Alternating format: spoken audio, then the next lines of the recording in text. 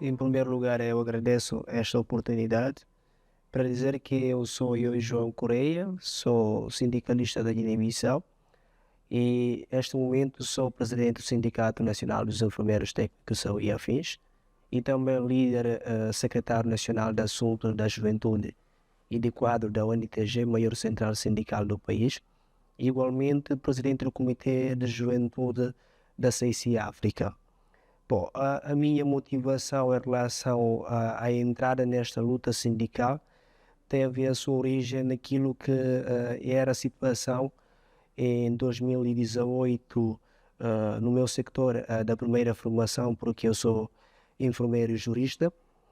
porque na altura havia grande dificuldade de colocação a nível do setor público em relação aos profissionais de saúde, e eu, enquanto uma das pessoas vítimas dessa situação, decidimos criar uma comissão para podermos reivindicar e reclamar junto das autoridades, no sentido de que deve haver uma colocação formal para não estarem simplesmente a aproveitar das pessoas num processo de estágio contínuo. Então, em 2018 fomos colocados, depois de um ano não houve qualquer pagamento de salário, e depois disso eu tinha que ser representado enquanto, ou seja, escolhido entre os colegas como porta-voz da organização. Então, nesta luta, houve intermediação dos sindicatos de saúde na altura, e isso levou os líderes sindicais da altura a me terem como um dos pontos focais para o futuro mudança na liderança sindical. Então, foi daí que iniciou aquele convite de eu poder aderir ao mundo sindical. Então, a partir daí, eu percebi que também, antes desta época, enquanto adolescente, eu já tinha aquele apetite de lutar, de trabalhar para aquilo que é interesse coletivo. Então, isso acabou por me mover e então entrei nesta luta sindical de lutar para que haja o respeito para os direitos dos trabalhadores, assim como defender os seus interesses enquanto pessoas que, de certo modo, acabam por assegurar e são bases da sociedade, porque eles que trabalham para criar a economia e devem ter melhores condições de vida possível.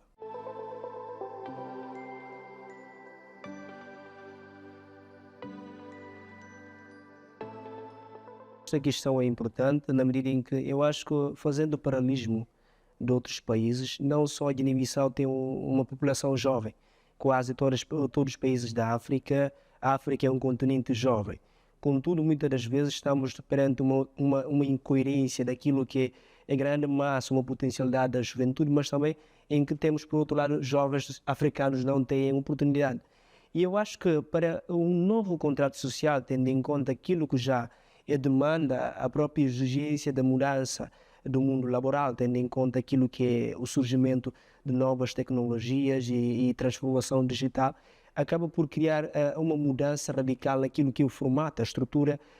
do próprio trabalho. Então, eu acho que é preciso, em primeiro lugar, melhorar aquilo que é o mecanismo tripartido daquilo que é o governo, é os empregadores e os trabalhadores. Isso deve ser melhorado até ser possível. Ainda hoje nós falamos naquilo que é a inclusão das outras organizações de sociedade civil que não são sindicatos, porque esse mecanismo permite que os sindicatos e organizações de sociedade civil possam participar, possam estar ativamente naquilo que é a elaboração das políticas públicas para que haja, na verdade, tenha sido tido em conta, ou seja tido em conta aquilo que é a necessidade ou a preocupação dos trabalhadores na elaboração das políticas. Outra questão que eu acho que é importante também é uma questão de mudança da estrutura econômica, ou seja, deve haver uma transformação estrutural na economia africana, porque nós, enquanto continente, somos um continente, dito um continente rico em termos de matérias-primas, mas agora, se não avançarmos para a transformação econômica, de poder explorar todos os níveis do mercado comercial ou econômico, automaticamente nós acabamos por perder e acabamos por não ter oportunidade de criar, de explorar todos os nível secundário e terciário da economia, e acabamos por não ter condições de criar emprego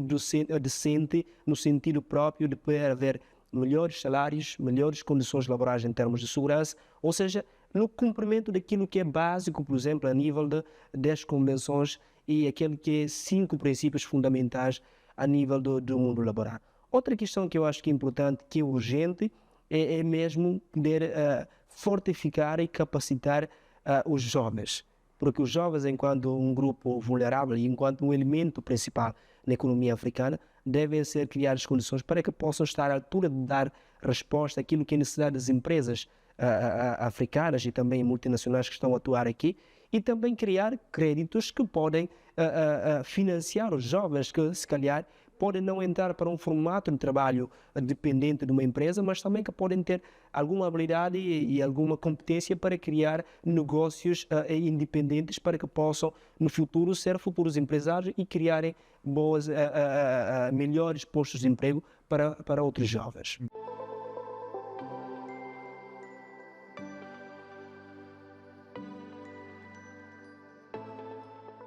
Em relação a esta questão, eu acho que a África, como já tinham dito os nossos heróis da independência, Kwame Nkrumah, Amílcar Cabral e outros líderes, a África precisa ser um continente uno.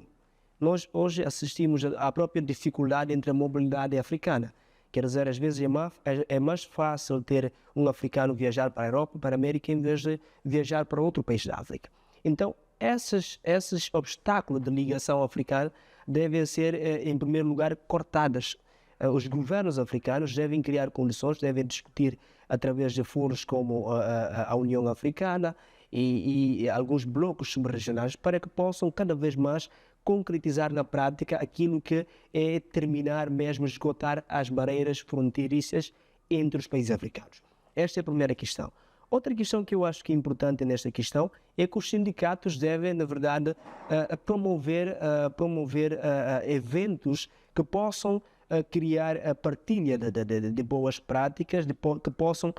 fortificar as relações entre organizações sindicais e para que possam ter uma visão comum, criar agendas comuns a nível dos sindicatos, mas também a nível da estrutura mãe que é CICI África, e poder entregar uma visão comum daquilo que é o objetivo dos sindicatos em relação ao mundo do trabalho, e também, por cima disso, poderem trabalhar arduamente naquilo que é a perspectiva de uma transformação da economia informal para formal. Uma vez que os relatórios mostram que na África quase 90% dos trabalhos são trabalhos informais. Então, há alguma dificuldade em podermos concretizar a ideia de transformação, mas é preciso os sindicatos também, independentemente daquilo que é colaboração, ou seja, política macro, de trabalharem a nível dos sindicatos para que possam haver uma sensibilização perante os trabalhadores, para que possam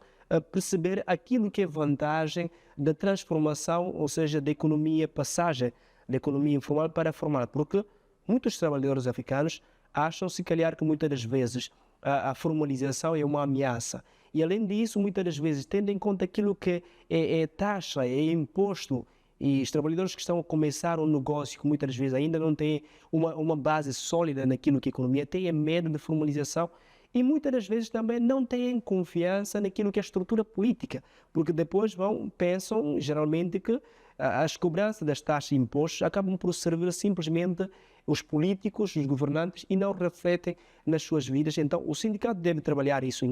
em colaboração com os governos, mas também em cooperação, em colaboração entre diferentes sindicatos de diferentes países.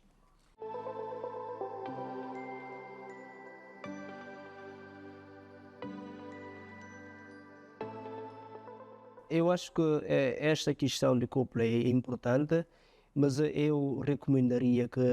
haja um envolvimento muito forte, ou seja, um trabalho preparatório muito bem estruturado da OIT e dos seus parceiros, na medida em que nós achamos que muitas das vezes as políticas que são tomadas a nível internacional, às vezes se calhar acontecem as falhas em termos de contextualização de diferentes países, diferentes continentes, porque quando vamos criar linhas estratégicas mundiais, devemos tomar em conta, por exemplo, o contexto africano, não é o mesmo com o contexto europeu e o contexto americano. Uma outra coisa que é importante nesta cúpula é também poder envolver as pessoas que são, ou seja, os grupos que são muitas vezes marginalizados neste processo. neste caso pessoas com deficiência, pessoas